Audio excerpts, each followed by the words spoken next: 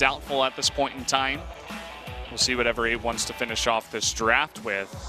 Could it be the Yasuo? You've got Gragas. No, it's never going to be Yasuo, of course.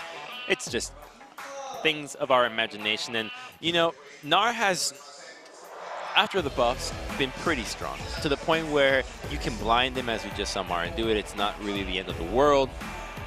But what was before the greatest pick into Gnar was actually Irelia, the one pick that was actually capable of being a good laner into it, as well as transitioning into a mid and late game position that isn't a complete hindrance to your team, such as Yasuo. And I wish that we get to see a little bit more of Irelia. I think she got a little bit of buffs in 7:15 to her ultimate that might make her, it's not going to be enough to push her over the edge. The issue with that champion is that if you buff her to the point that she can be viable against Gnar, and in this meta, she's going to be to the point where she can lane against everything and beat everything. So it's a very fine line to balance her if you want to make her have that sneakily, that sneaky comeback into just the specific Gnar matchup. I'd like to see Irelia come back. She's hype. She jumps in, waves her blades around, and does a bunch of stuff. Not the best description, but kind of describes what I think about when I think about her. And if MaRin's here, there's no ward either, but you can see already Ella and Duel are backing off. Here comes the wall, and they are trapped. Getting that flash, trying to get onto the Lantern, but he can't. That's going to be first blood going over to Tushin. In fact, the greedy cow steals the first blood. And they're going to make a push for first brick here now with a fat wave coming into the bottom lane. So a great move from Afrika that turns into a massive gold gain for them. And the Kog'Maw that was so strong, pull back or pull the dragon out as ever is closing in, then they would have died. He missed the slam. The slam! Oh no, he does have his flash though, but there's the stun.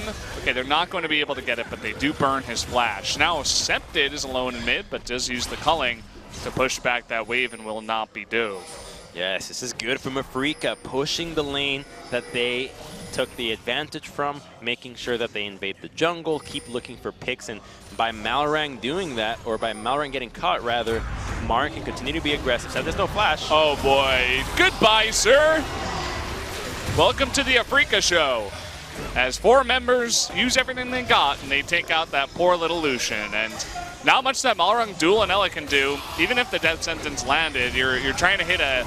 Okay, they're going to get Kuro here, but a big knock-up into that equalizer and the seismic shove. Goodbye. 2 more members of Everate and 2 kills going over to Kramer, as well as that turret. Do not want to make the cow angry, and the return was just beautiful. And that's what we talked about in Champ Select. Afrika with Alistar and Rumble execute this equalizer combo synergy to a T. And here we go again. It starts off with the pick on Sceptid, so Fate's Call from the brush, one of the best ways to gank somebody, completely unsuspecting, ends up dying, and now Ever's thinking, oh, okay, we gotta wave through this, but they don't have any tools to do this, so the cast gets burned right away, and that's the one ability that's keeping them from tower diving. They've already used 2 of their major CCs, 3 at that point, they can just pull the trigger right away. A beautiful 3-man ultimate from Spirit that just gets 2 people deleted, and Tushin was tanking the turret the whole time, so a perfect dive from Afrika, and now...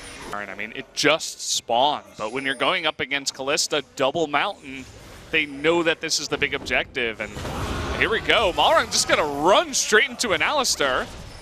The cast comes out, but there's the wall and the equalizer. No flash here for Duel, trying to get on top of that one, but the ward almost blocks it. He is gonna get it, but a nice seismic shove. Good Cataclysm, though. This is that AoE damage coming out of Everate. They're trying to turn this around, but look at Kramer, going to kite him for so long. But here's Sceptid on the chase, as well as Duel. They're going to pick up MaRin, but it looks like that's just about it. MaRin and Spirit go down. Still the push remains from Afrika. What a sporadic fight all over, where people fighting the combos, the knockups were all disjointed from each other.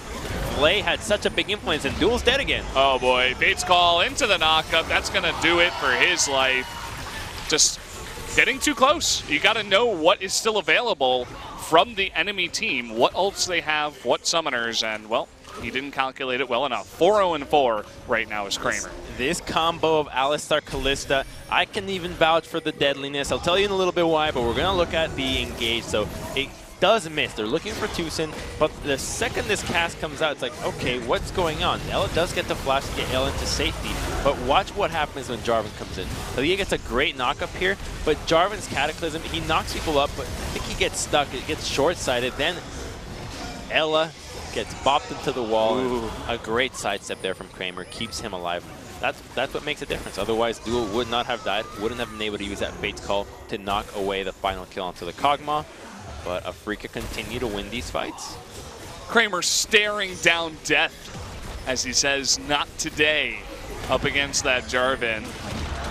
And yeah, Duel just getting a little bit too close as we look at the end of this replay. Not the best start for him in this game, but perhaps. But actually spotting Malrang now, they want to go for this Gragas. Here's the speed up, into the knock up, into the seismic shove. Goodbye, Mr. Fat Man, as he goes down. Perhaps a little bit too drunk before this game started. No.